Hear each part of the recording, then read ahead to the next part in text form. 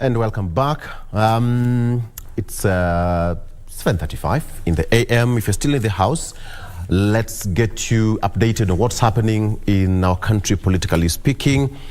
And for the fans of football, I'll have to find out what really happened yesterday. Senegal is finally out of the World Cup. It was our last hope as Africans, but hey, we still have Morocco. It's going to be a mouth-watering match now that England will be facing France. I would love to imagine how that match will be. In studio I have got Honorable Geoffrey Ruku, who is Member of Parliament, Mbeere North Constituency, and Eliud Ngugi, who is an advocate of the High Court. Gentlemen, good morning. Good morning. And welcome to the program. Thank you. I don't know which teams you support. Let's start with. Let me start with you, Mheshimiwa. Unfortunately, I'm not a fan of football. Come on. Yes, that's the truth. Okay. I don't watch football. I actually don't know which teams are playing. I know there is Ghana, but I don't know the progress. Yes. My sons are very passionate about football. I support them. Mm-hmm. Actually, one of them is going to Tanzania, Arusha, nice, for tournament. But myself, I'm not a fan of football. Okay. Yes. Okili? France. France? Yes. They're going to meet England. You see, France has black people in the team. And so, as an African and as a Kenyan, I am supporting France because I'm black. Okay. All right, we'll have to weigh on how that match will pan out in the coming days in the World Cup. Okay, so let's come back to the politics of the day. Of course, Director, if you have that story of yesterday's President interdenominational prayer in Embu, perhaps see if we can get it to start with. As Director is working on that, gentlemen, we're also expecting Mbuthia, who is a political analyst and is also the current Miss President in Kenya. That is an honorary title that she won during a contest which had several ladies battling for that title. All right. Nonetheless, let's get the show on the road. So, Mheshimiwa, you were yesterday in Embu University. So to start with, there, the President was and the entire leadership of Kenya Kwanza. Before we play that clip, the President said that he's ready for Raila Odinga's protest, so long as everything is peaceful. Let me get your point, perhaps what we did not get from the story, because whatever which was played was for the news purposes. Yes. Basically, what happened there? What did the President say in black and white? Thank you. My constituency is part of Embu County, and therefore, yesterday we hosted the President, and it was a very nice Thanksgiving day. Yes. Because the people of Embu voted, in Rajari, over 90% to Kenya Kwanza, to the President. And we are very happy to receive him and to host him. Yes. And as the President said, the time for demonstrations, the times for calling for mass action, this country is a constitutional country where the rule of law is respected. If you remember this government, yes, the court decided to stop the vetting of the PSs by the parliament, and the government obeyed that until the court was able to give a go-ahead for parliament to continue with the vetting of the PSs. Yes. That means we are a country of the rule of law. Anything that the Honorable Raila Odinga want to be incorporated or to check the government is the end of the opposition, is the end of the biggest second or the minority. He has rooms, he has space provided by the Constitution on how he can check the government. We need to rebuild this economy. We cannot rebuild this economy if we are in streets of Nairobi and other towns. We need to be committed in economic activities which can create jobs, which can earn a living for the people at the bottom of the pyramid, for the hustlers. And if you remember, Raila Odinga nominated his daughter, Winnie. Kalonzo Musyoka nominated his son, Kennedy to go to East Africa Legislative Assembly. That means that if Raila is want to do this mass action, let him and Kalonzo Musyoka be at the forefront with his daughter on one side and Kalonzo's son on the other side, demonstrating the streets. Okay? Because whatever mass action is calling for, it is personal. The end game is for him to be in government. But we as members of parliament who are supporting William Samoei Ruto as the president and his government in Kenya Kwanza Coalition, we have told President, please don't allow Raila Odinga to be in government. Don't give him even an inch of government. And we are very serious about that. How strong is that statement that Raila Odinga wants to be in the Kenya Kwanza government? What is the purpose of demonstration? Okay. What is really causing demonstration? Okay. Ruto won squarely. You know, everything was taken through due process of the law until to the Supreme Court, and the Supreme Court pronounced itself that William Samoei Ruto has won fairly and squarely. What is this other thing? Let's take a listen to what the president said yesterday, where you are also present at that particular point. On Sunday, President William Ruto attended an interdenominational Thanksgiving church service at the University of Embu in Embu County. It is here that the head of state cautioned Kenyans against being duped by political leaders who have selfish political agenda. Mimi nimemwambia Profesa Kindiki aulize hawa watu schedule ya maandamano ndio tuwapatie askari ya kuwachunga wasiharibu mali ya watu. President Ruto using the platform to reiterate his administration's commitment to turning around the economy for the benefit of Kenyans.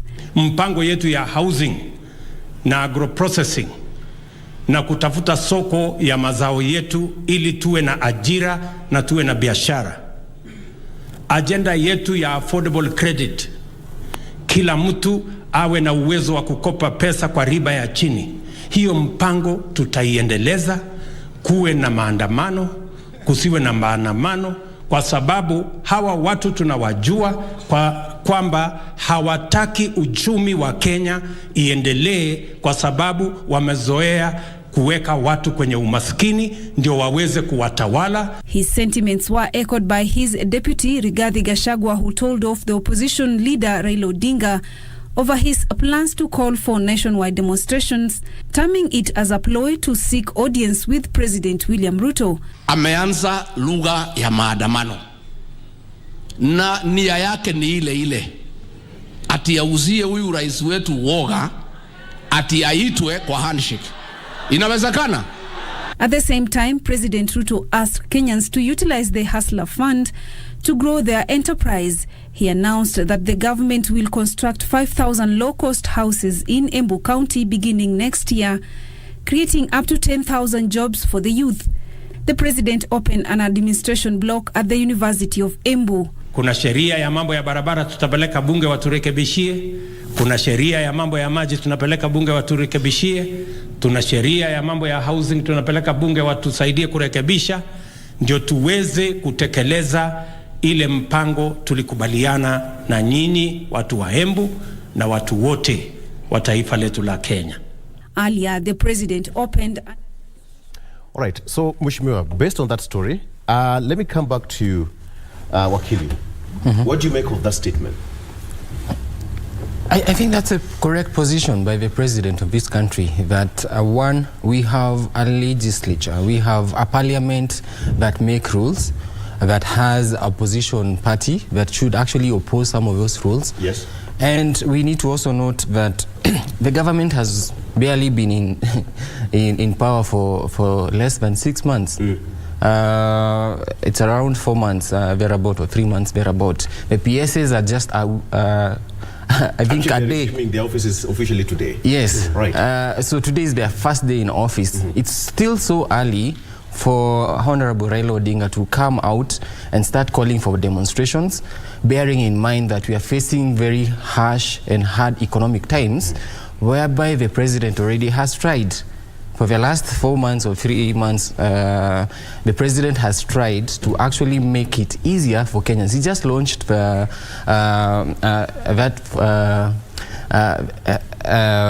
Hustler Fund, yes, that is going to help the hustler himself. He just started out. He just appointed the judges, the six judges that were appointed within, I think, the second day he was in power. And so we should just give him a chance to proceed and implement some of the promises that he gave. And if Honorable Raila Odinga is unhappy with the kind of leadership that we have a very strong opposition party. They should be the ones to actually oppose some of the implementation of legislation in parliament. Right. And we have a court systems whereby any person who is unhappy, for example, there are some people who are unhappy with the GMO, they rush to court. There are some people who are unhappy with the appointment of the PSs, they rush to court. We have a system that allows the checks and balances in this country. And so if those ones don't work and they fail, if he feels that the judges will be compromised or they were even compromised, then he's at liberty because the Constitution allows him.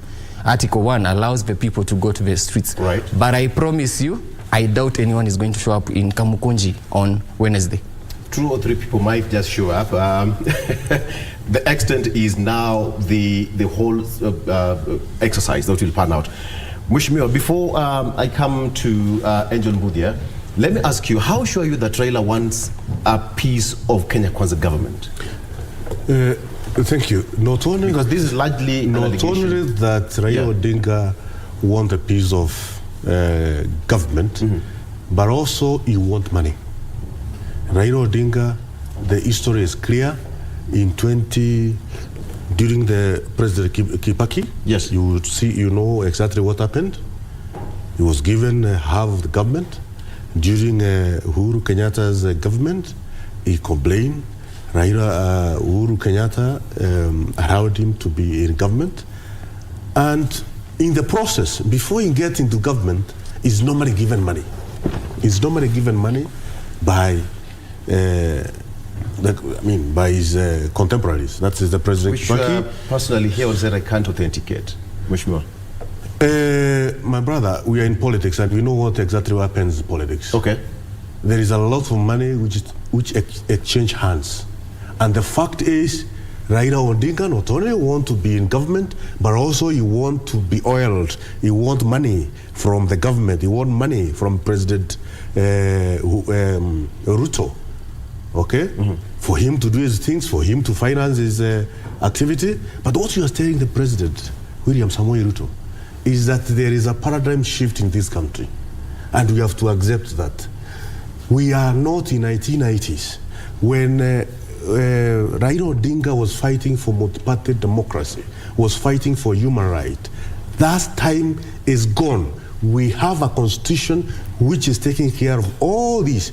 And this country has moved on. We cannot continue living in the past. That is what Raila Odinga needs to understand. We will not give him money. We will not give him any position in government. That sounds like double standard. On the other hand, the president says that they want a vibrant opposition. And on this end, when Raila does his thing the best way, he knows how.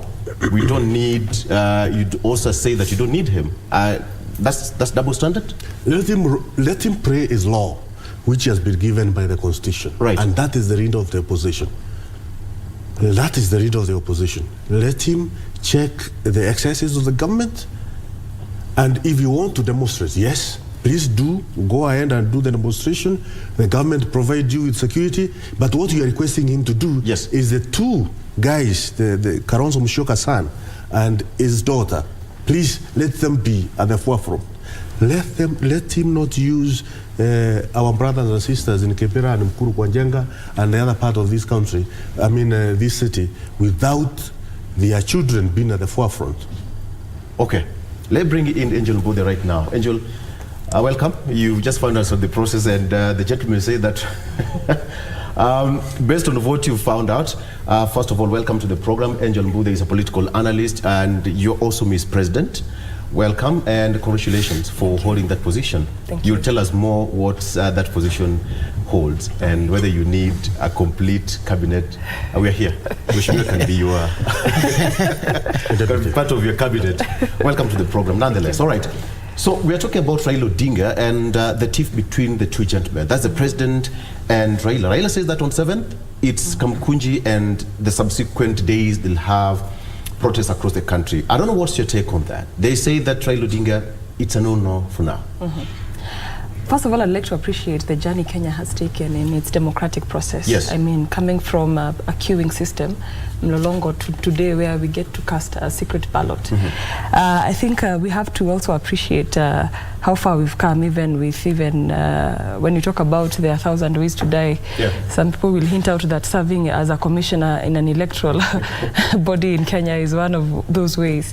And we've seen what has happened before us getting to this day where we are talking about having a faction of this saying yes, others saying no. I think we also have to appreciate the Kenyan constitution that we promulgated and say that we have the right to demonstrate if we want to, and to picket and to go through those means that really have brought Kenya to the standard it is today. Yeah. Our problem 20 years ago was having a centralized government. Today we are talking about evolution, and that is because of the processes that we've all put our hands in deck to ensure that we come to this level that we've come. And I mean, we don't know what the 4 commissioners saw, and I think we need to give them a chance and allow the legal process to take place. Yeah. However, as politically mad as it may seem, because now what we are looking at is an extension of the August 2022 polls. And I would really, urge even the president and the team that is going to be charged with taking us through this process, to just lift their political eyes and look beyond what this country is about. Look at the harsh economic times that have come our way, and even look at look outside the politics. Yeah. And this is not something that we should be addressing today. I think we are looking at a high cost of goods and services. I mean, that is more important than that. We are looking at a country where we are really fighting to ensure that we build and sustain investor confidence. So when we are talking about political instability, we don't necessarily have to go that way. However, we still have to allow the legal processes to take place so that we ensure that justice is not denied. Yeah. The president, in his statement, somebody would say that was being sarcastic, that we've been there before from the 90s and now we're into the 2022. The only thing that they'll do is to provide security for Raila Odinga and the team. Should it go that way? Or there's a better way of expressing kind of opposition that the opposition would want? Opposition is healthy, and if they feel that they can utter such remarks in a democratic process, I think we should really rethink as leaders when we make some remarks. But then again, we really have to allow those who want to express themselves according to what we stipulated in our constitution. As a matter of fact, that is why they are there. If tables turned and Raila Odinga was the president today, we would still have a similar process of a faction being in front of the jailer committee, and it will take another political process.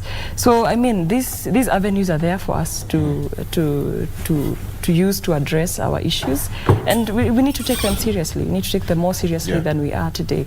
Yes. Wakili, all this revolves around the IBC 4 commissioners, nothing else.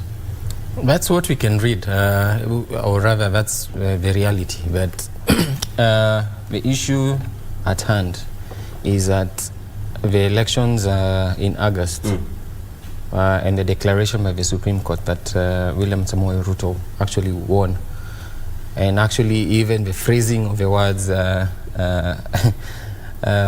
were used in the Supreme Court, probably that's what has been an issue.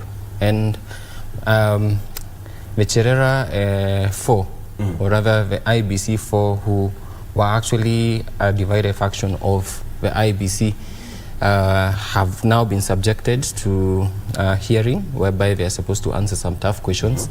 And I believe that's what is coming out from the opposition, because they don't want these people to go through that process.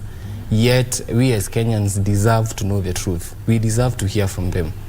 We deserve to, the suspension that was already done, we deserve to see a report from that jailer committee that will be able to show us the truth, because everyone was watching, every Kenyan was watching on that particular day, and we saw what really happened. And I would definitely support and say that there's nothing else that the opposition leader is actually pushing for. That's the one issue that he's looking at, because when you look at the economic issues that he's also trying to bring up, there was a report last week about the rate of inflation having gone down in the last month, November, and now in December. And the Kenyans have also seen the price of unga going low, but not as promised. And so there are these issues that the government of the day has actually tried to work on within that short period of time that they've been in power.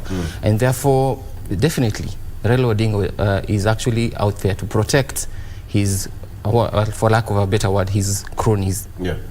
Okay, so Mheshimiwa, at the end of the day, the 4 commissioners, will have to face the axe. But then what now happens to the democratic space? They had the dissenting voices, and here we are talking about democracy. So what would have happened if they were allowed to continue serving the commission? The democratic space which we have to create as this nation, it must demonstrate, or it must bring this country as a beacon of hope, as the shining star at a distance, in terms of following the rules of democracy. Yes. If you violate the constitution, the best thing to do is to step aside. The best thing to do is to resign. The 4 commissioners, they violated the constitution of the Republic of Kenya by trying to subvert the will of the people of Kenya. And by so doing, they committed a treasonable crime. By now, they should be somewhere locked in jail. We must create a culture in this country, like other nations, like other developed nations, where if you violate the constitution, the best thing you do is resign with immediate effect. We have constitutional bodies in this country, and the people who have been given the chance, the privilege to work for the people of Kenya in those commissions, they must conduct themselves in utmost, integrity. And if there is slightest doubt of your integrity by your utterances, by your actions, by your omissions, the best thing to do is to resign. That is what happens in other democracies, and that's the culture we have to cultivate in this country. And that's why the Parliament of Kenya, the National Assembly of Kenya, decided we have to take the 4 commissioners home because they violated the tenets of our constitution. I will love to ask you this question: that what were they supposed to do now that they had a dissenting voice? They were still serving. Elections were here. What did you expect them to do? It was not about the dissenting voices. What they were trying to do is to serve their masters, the pharaohs who put them as commissioners. Yes. They forgot, once you are sworn in as a commissioner, or once you are sworn in any office, you cease pledging royalty to whoever facilitated you to be in that office. You cease pledging royalty. You pledge royalty to the Constitution of the Republic of Kenya. Let's take a break. So they forgot that there's a Constitution of the Republic of Kenya, and their bosses outside there who roped for them to get the jobs. Let's take a break. When we come back, I'll come back to Mbuthia. Did they subvert the will of the people? Did they break any law? And Wakili will also get deeper into that matters legal. Let's take a break. We'll be right back with more.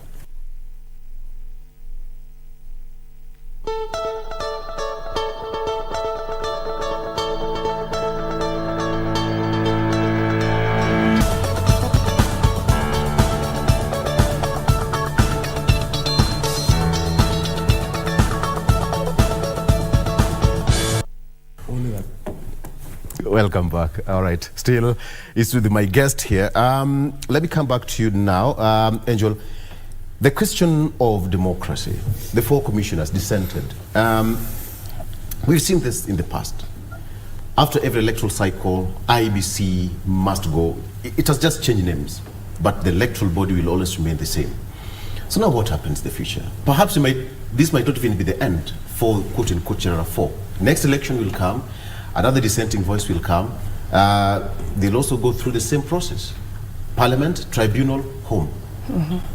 Well, it's something that we've seen. There were loopholes in the setting up of the commission. Yeah. Maybe Wakili will shed more light on that in terms of having a vice chair, how a vice chair is appointed, how what constitutes a commission, what exactly is their role, because we saw that some of them were given welfare duties to conduct on the day of election. Yes. And we thought maybe, we are paying too much for someone to be given protocol and welfare duties on a very critical day when we expect that all of them are working together.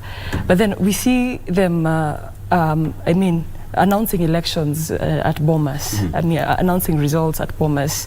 And then it comes to a point where there's a division.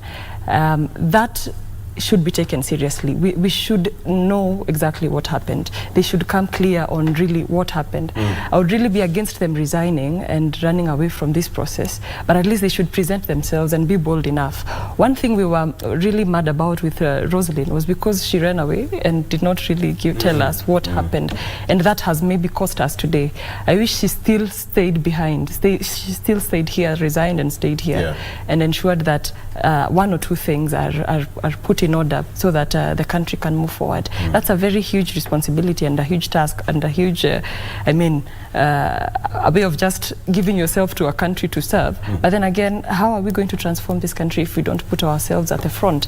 When you decide to apply for a commission, a job in Kenya, then you have to be ready for all the perks that might come with it.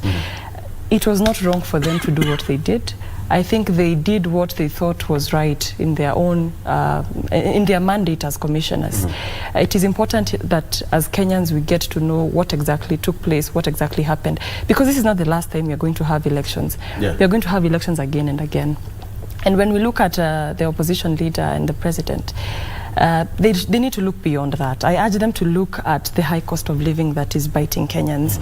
When we look at the food insecurity in the country, those are issues that are quite important at this time.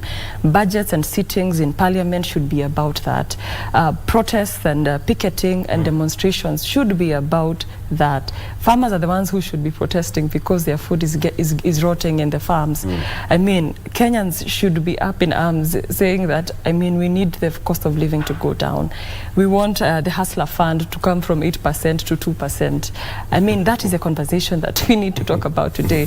Not the Cherera 4, they made a decision. They did what they had to do.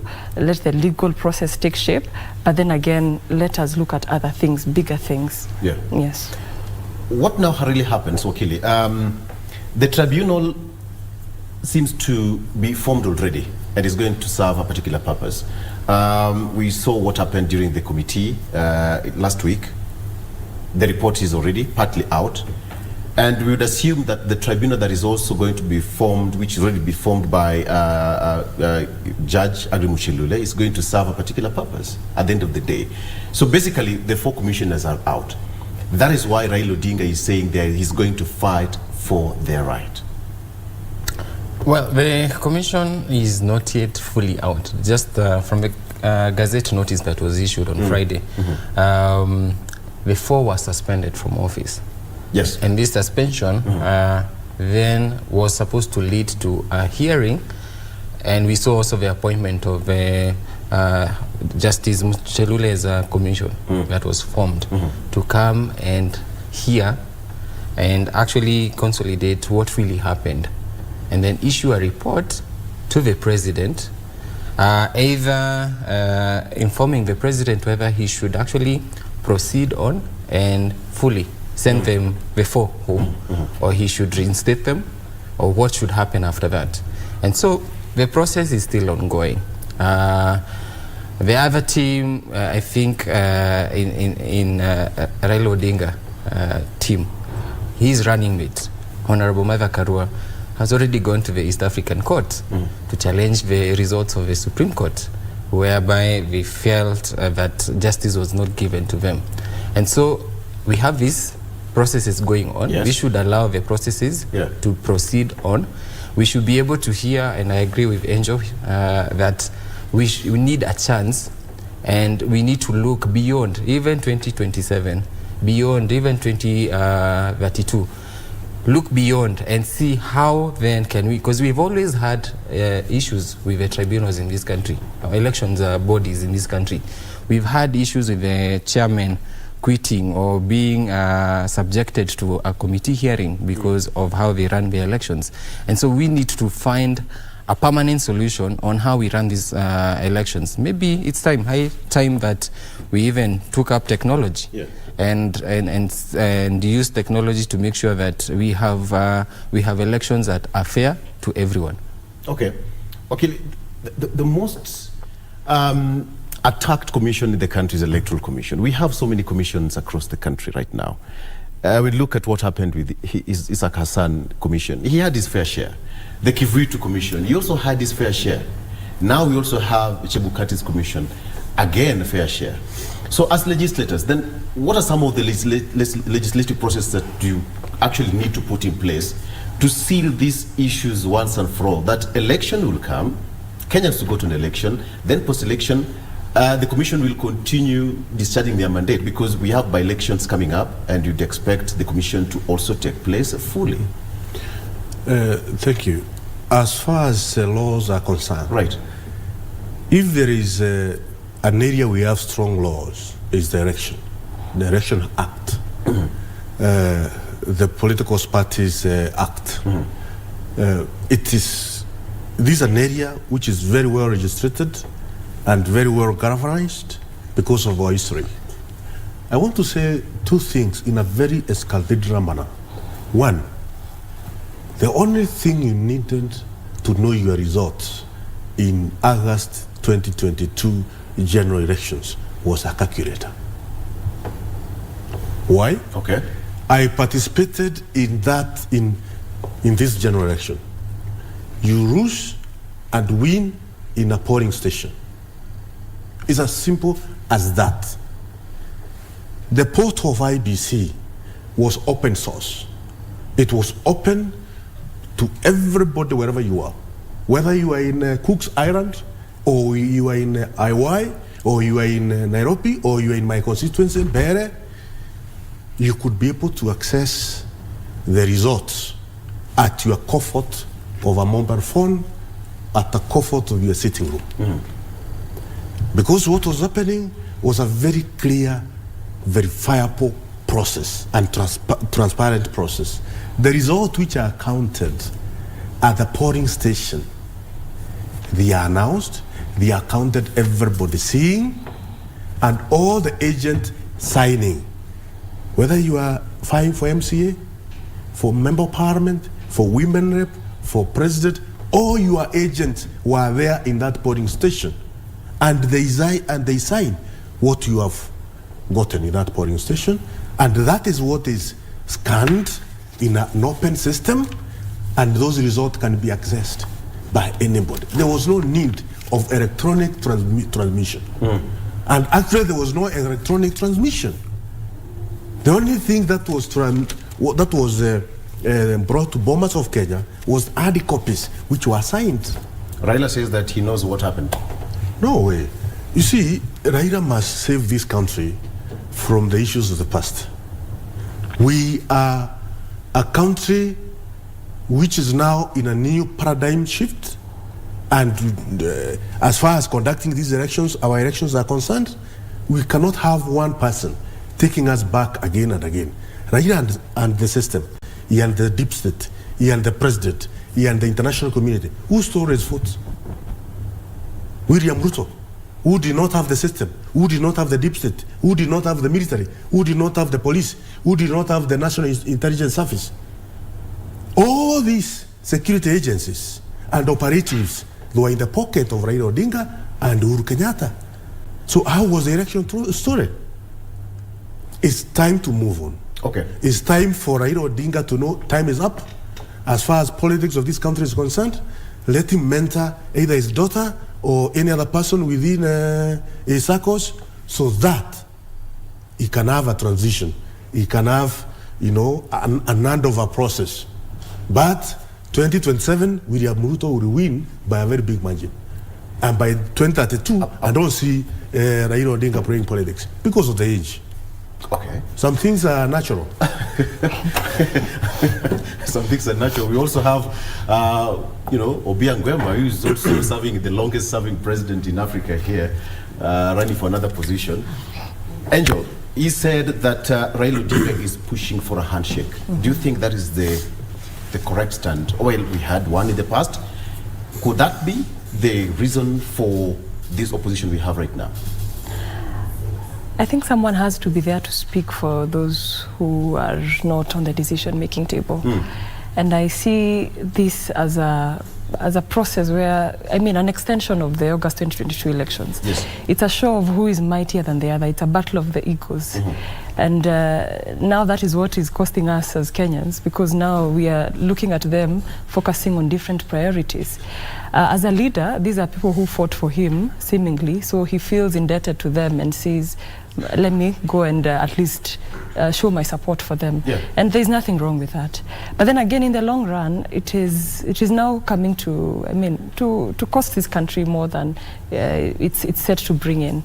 I think now it's high time that we forget about the 2022 elections in August, and we move on. As we are going into a new year, let us seek to address other more pertinent issues, as I just said, because I think there's one thing that Uhuru Kenyatta did in his 10 years as president, and he put aside politics and decided to serve this country, decided to invest in the infrastructure for this country. Can we see that happen in this regime?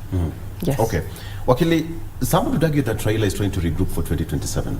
He's trying to re-energize himself. He's trying to stay afloat, to stay relevant, to hang on the political space until 2027.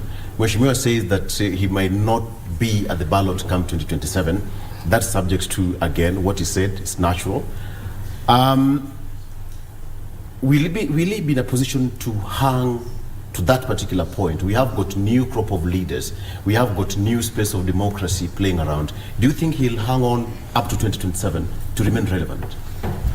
Well, he has every right to actually vie. Our constitution does not bar him because it only provides for the lower limit, but not the upper limit of the age. So he can come back. He's currently 77, 78 years of age.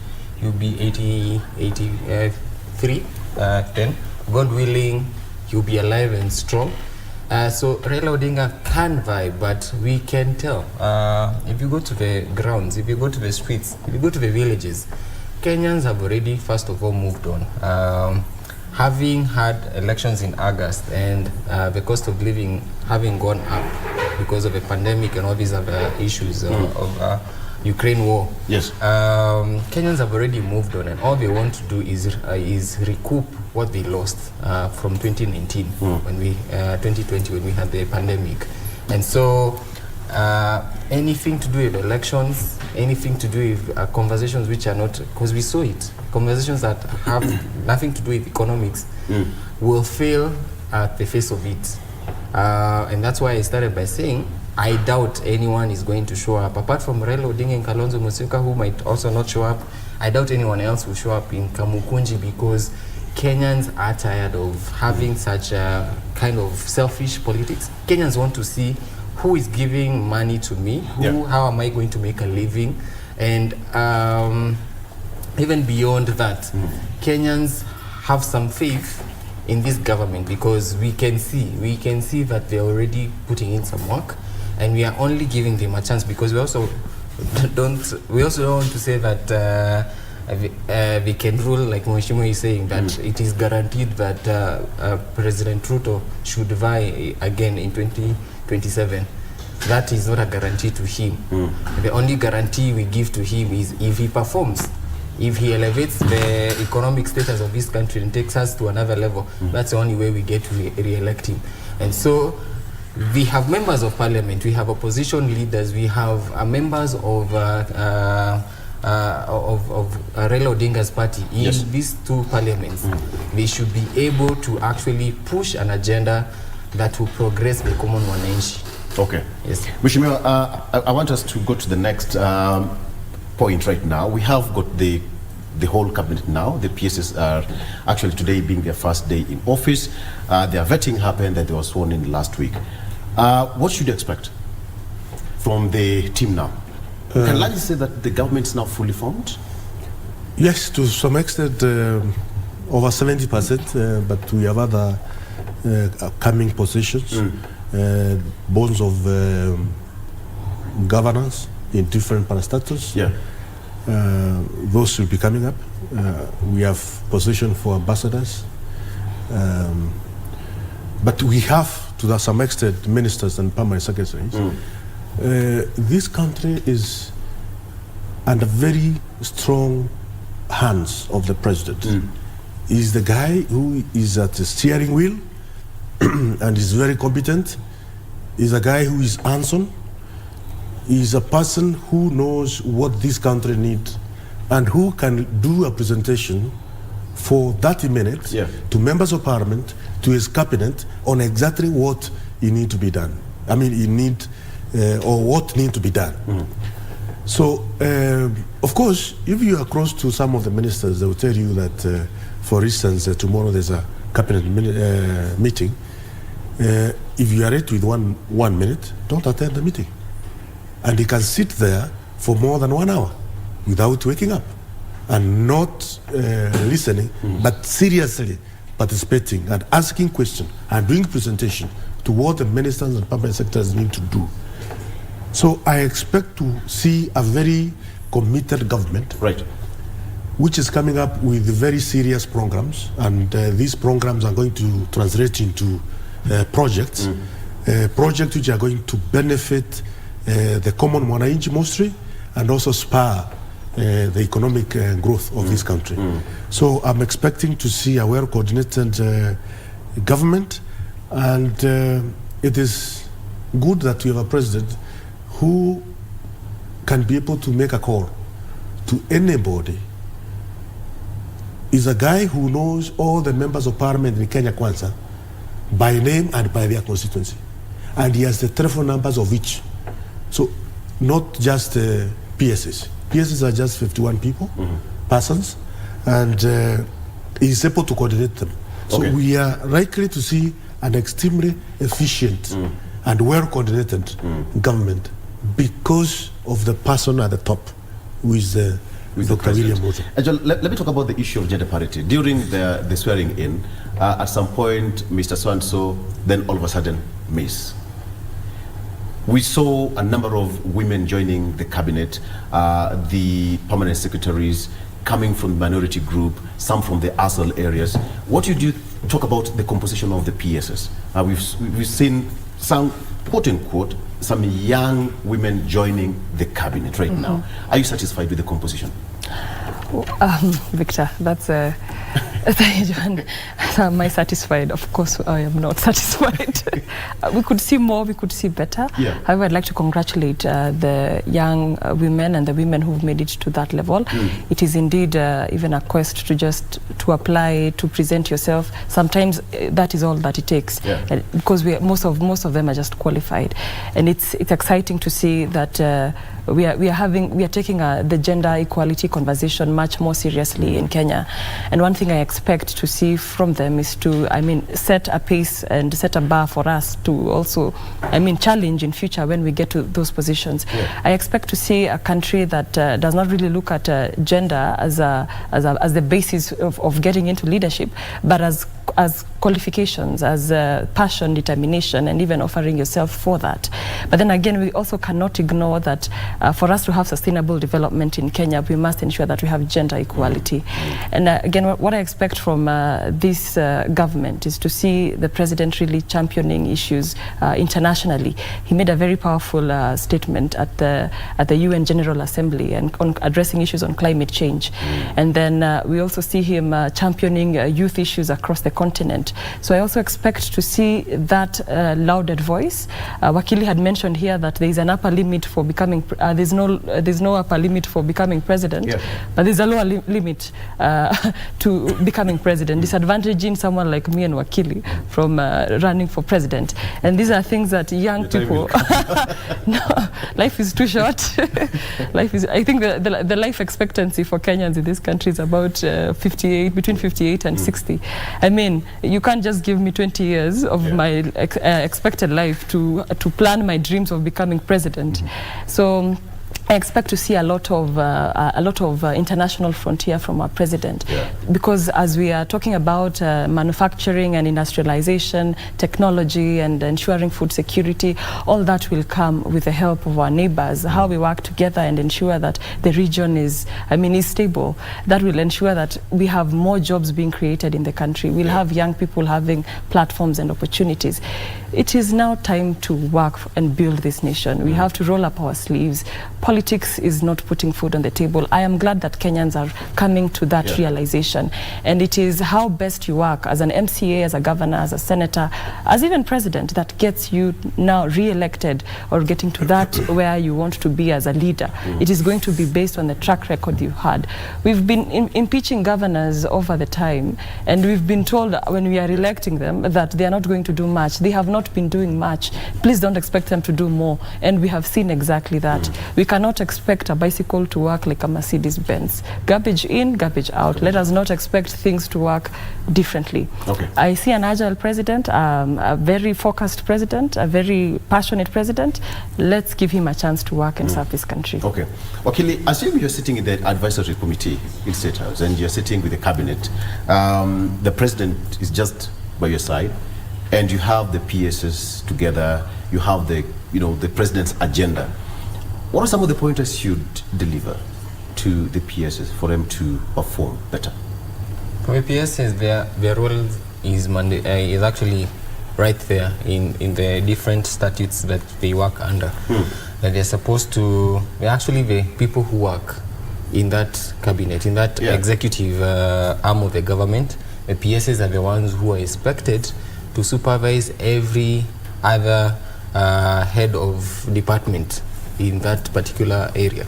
And so the PSs, I expected, one, to avoid any politics, to have an understanding of what their mandate is, which is also given by the Constitution, to focus fully on delivery of services in those particular sectors they've been put in. And so if you're in charge of foreign affairs, as a PS, you should focus fully on foreign affairs. Let me talk about one that is really saddened most of the Kenyans, the land issues in this country. If you're a PS of land, you've been mandated by the Constitution and the land laws in this country to make sure that there is proper delivery and safety of land.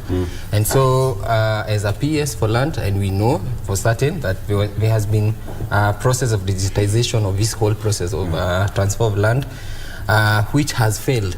And we are keeping quiet about it. We are supposed to actually talk about it because it is part of our revenue that has been blocked, but the whole processes at Avisas are not continuing. A PS of land needs to make sure that that process is unlocked, that Kenyans are able to buy and transfer houses and land in this country. Those who have community or are sitting on community land that is being abused, the PS needs to make sure that that stops, and that as part of his mandate, that he fully implements the Land Act, and that we are able to have ease of doing business, ease of transacting we need to do that is the executive needs to make sure that happens. And so for the PSs, as in they have so much on their table, there's so much to be done, and I'm just highlighting just a bit of it. I'm not even going to the transport and infrastructure, whereby we have seen houses and people dying in this country, contractors not doing a good job because of corruption. They have a lot on their plate to actually deliver on. Okay, Mheshimiwa, the proposal to have the ministers to come to the floor of the House to answer questions, how would that change the style of government? It's a very good proposal, and the National Assembly or the Parliament is in the process of amending the standing orders. Yes.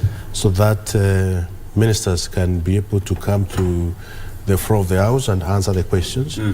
Because at the moment you realize under the current standing orders, the chairman of different committees of Parliament are the ones who answer questions on behalf of the ministers or the leader of majority. And there's a danger to that. Yeah, because you are not in his office and you don't know the day-to-day running of the minister's office.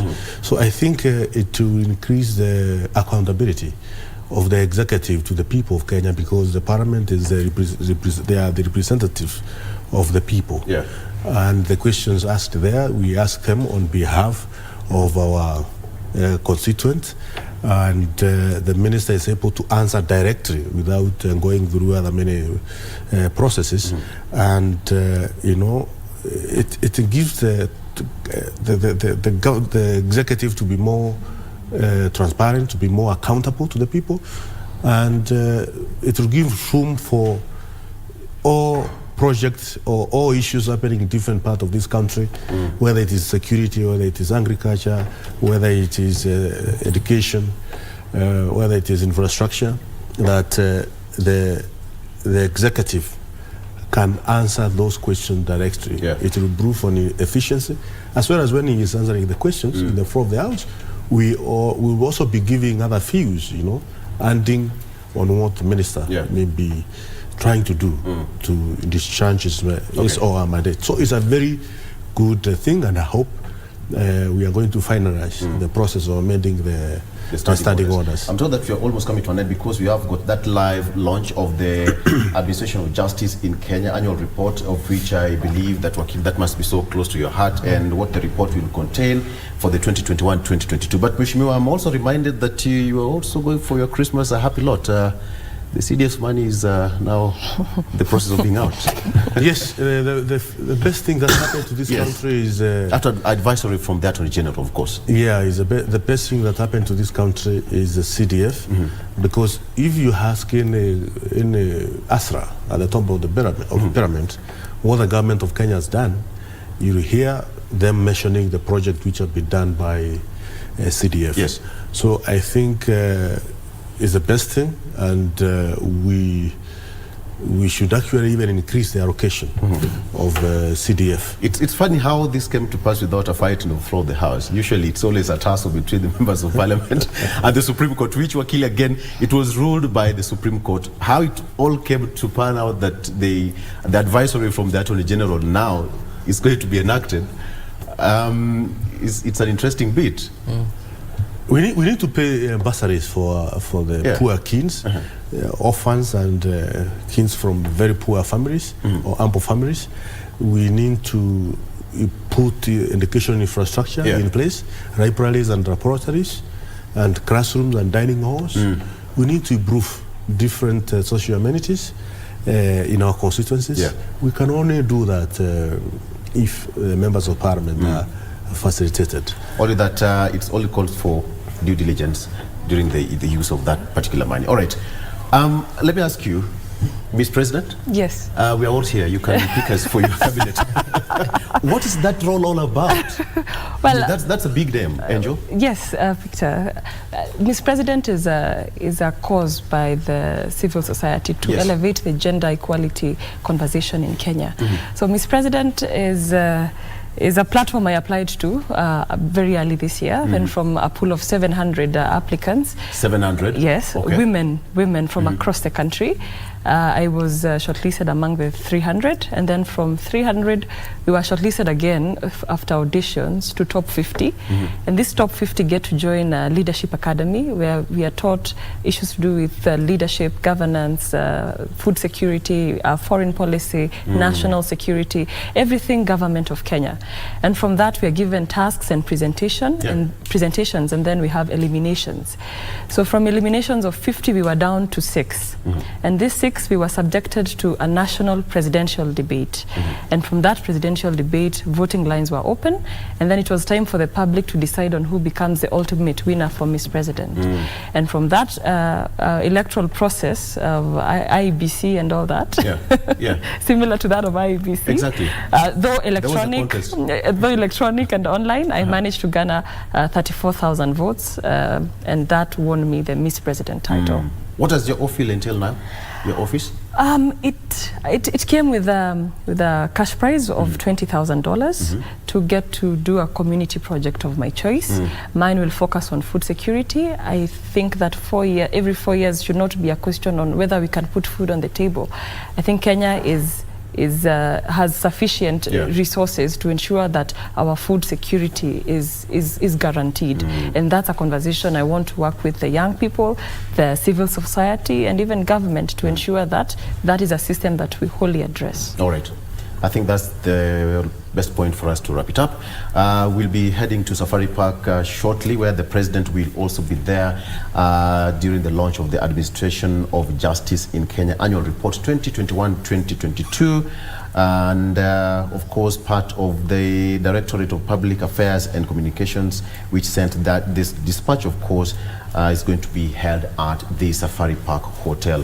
Gentlemen and lady, thank you so much for making up your time. All right. That has been Mbuthia, who is Miss President.